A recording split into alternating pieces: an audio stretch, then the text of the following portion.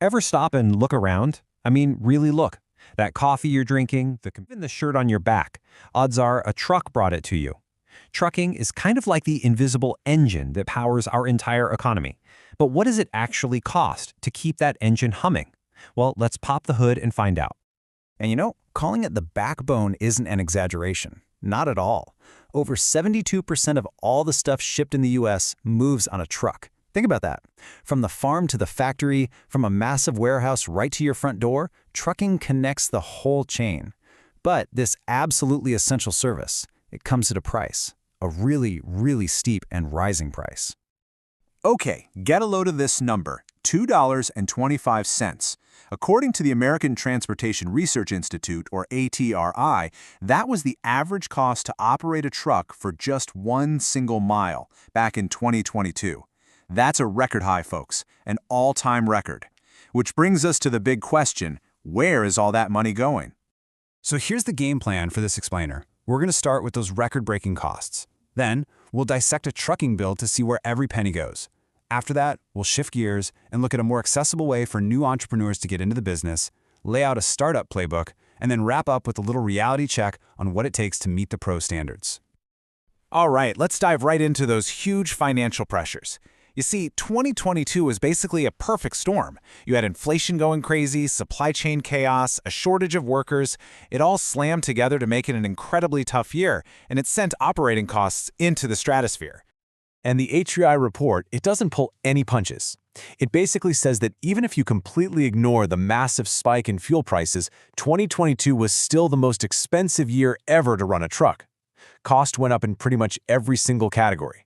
It paints a pretty clear picture of an industry under some serious strain. Okay, so if it wasn't just about fuel, what exactly makes up that $2.25 per mile? Let's do it. Let's perform a little anatomy of a trucking bill and see what's really driving up the cost. Whoa, okay, now this is really interesting. Check out the top two. It's a photo finish. Fuel was the biggest single cost, at just over 28%. But look at driver wages. They're right there, neck and neck. Just those two things alone, fuel and paying the driver, account for more than half of every single dollar spent. After that, you've got the big costs of just keeping the truck on the road, the payments, the maintenance, and of course, insurance. Let's talk about the human element for a second. We've all heard about the driver shortage, right? Well, because of that, attracting and keeping good, skilled drivers is a massive and growing expense. This isn't just some job. It's a really demanding career. So you have to offer competitive pay, and that makes it a huge chunk of the budget. And these big rigs are just incredibly complex machines. Keeping them safe and running smoothly is a constant battle. In 2022, things got even tougher. The supply chain mess made it hard to get parts, there weren't enough skilled mechanics, and so repair costs just shot up, eating a full 10% of total costs per mile. And last but not least, insurance. You just can't operate without it, period. You're covering a huge vehicle, the driver, and sometimes millions of dollars worth of cargo. It is absolutely non-negotiable, and it's a major cost. At over 5% of the total, it's another big number that operators have to plan for. Okay, so we've seen the sky-high costs of running a big tractor-trailer. It's honestly pretty daunting for anyone thinking about getting started. But what if there's a different door, a more accessible on-ramp for an entrepreneur who wants to get into the game? Well, say hello to the box truck. It's really simple.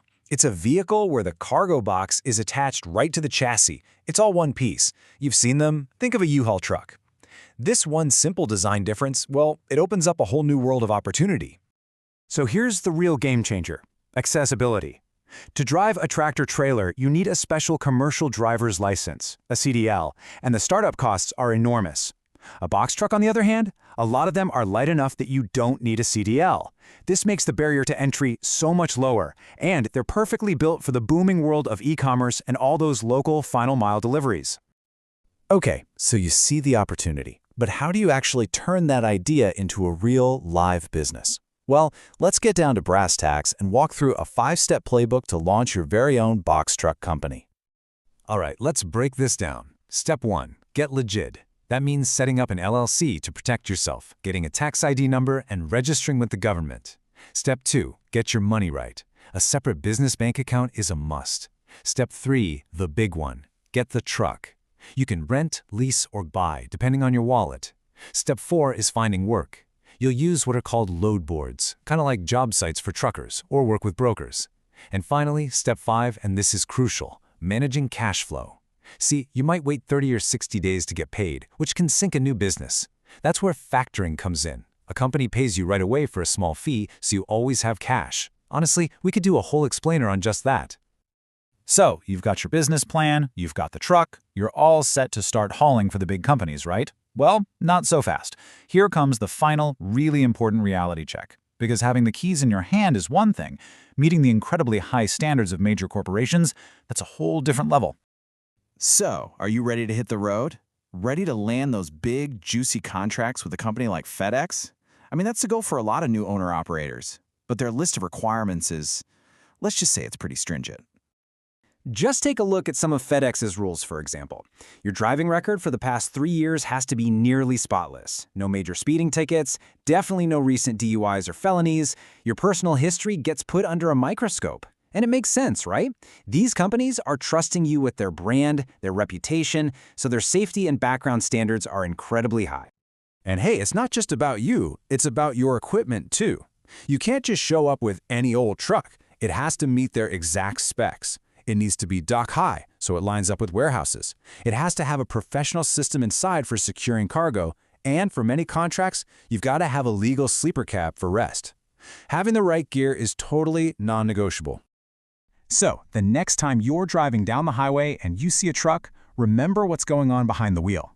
It's often not just a driver. It's an entrepreneur navigating this super complex world of high costs, tons of regulations, and really demanding professional standards, all just to get that package where it needs to go. From the huge economic forces driving costs up down to the tiniest details on a single driver's record, the world of trucking is just so much more complex than it seems. It's a business of razor-thin margins and sky-high standards. So let me ask you, after seeing the true cost and the tough rules of the road, does it change how you see that? Right, so you're thinking about starting your own box truck business. You've heard the stories, you've seen the trucks on the road, and you're wondering, could I do that? Well, the answer is yes. And you've come to the right place. We're about to lay out the entire roadmap, every single step you need to take to launch a profitable business, especially with the market shifts coming our way. Now, let's start with this quote because it's a big deal. The experts over at Dan are basically sending up a flare.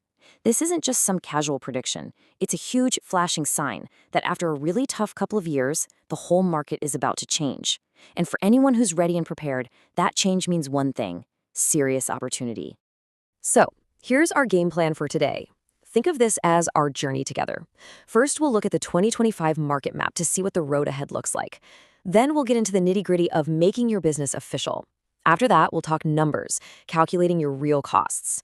Then the fun part, finding profitable loads. And finally, we'll cover how you can stay ahead of the pack for years to come.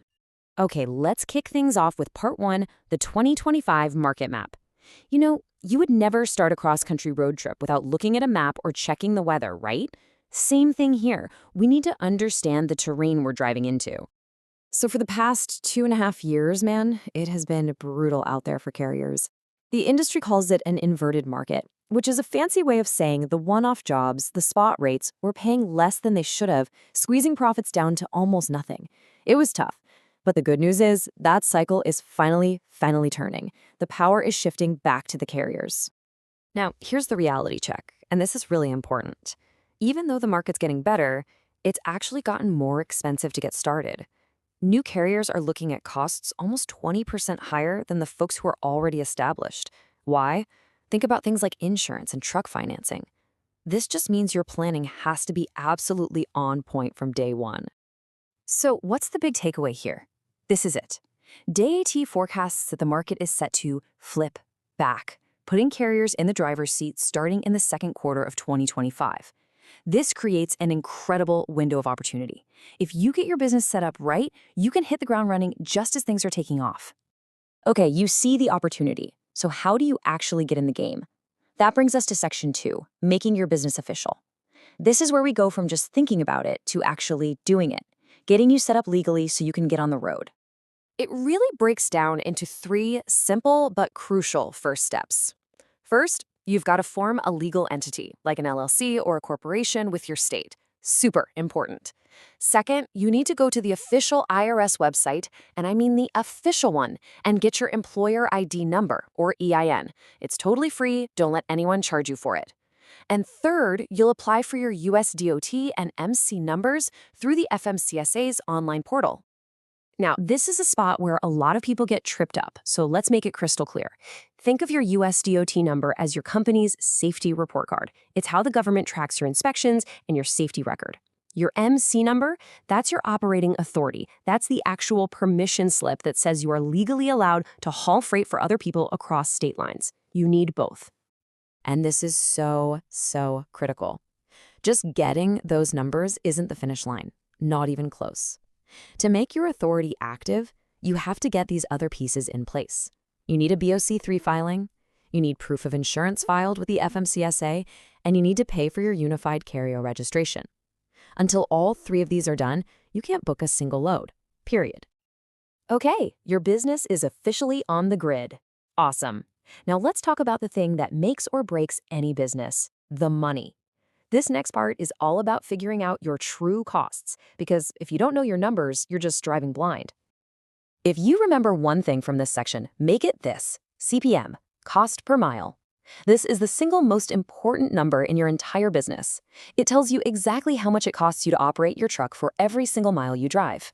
Knowing your CPM is the difference between making money and losing money on a load. It is your financial North Star. And let's get real about what goes into that number. We all think about fuel, but it's the constant maintenance that can really sneak up on you. I mean, just a standard oil change, that can easily run you $200 to $300. And then you've got tires. You get a nail in a tire and you're out anywhere from $250 to $600 for one tire. And of course, brakes. This is a safety thing you absolutely cannot ignore. That's another $150 to $300 for maintenance. You see how this adds up, right? This is exactly why having a separate account just for maintenance isn't just a good idea, it is essential for survival. All right, we know our costs, we know our break-even point. Now for the exciting part. Let's make some money. We're shifting gears to talk about how to find profitable loads. This is all about the strategies that are going to keep your truck moving and your bank account growing. When you're starting out, load boards are going to be your best friends. DAT is kind of the king. It has the most loads and, best of all, a specific filter just for us, for straight box trucks. Truckstop is awesome for checking out brokers so you know who pays on time. UShip is great for unique jobs where you can set your own price. And TruckerPath has some really solid free search tools right on your phone. But here's a pro tip, and this is huge. Do not live and die by the load boards. The businesses that truly last are the ones that diversify. That means you've got to get out there and build direct relationships with local businesses, network with good freight brokers. You can even look into government contracts or partnerships with courier services.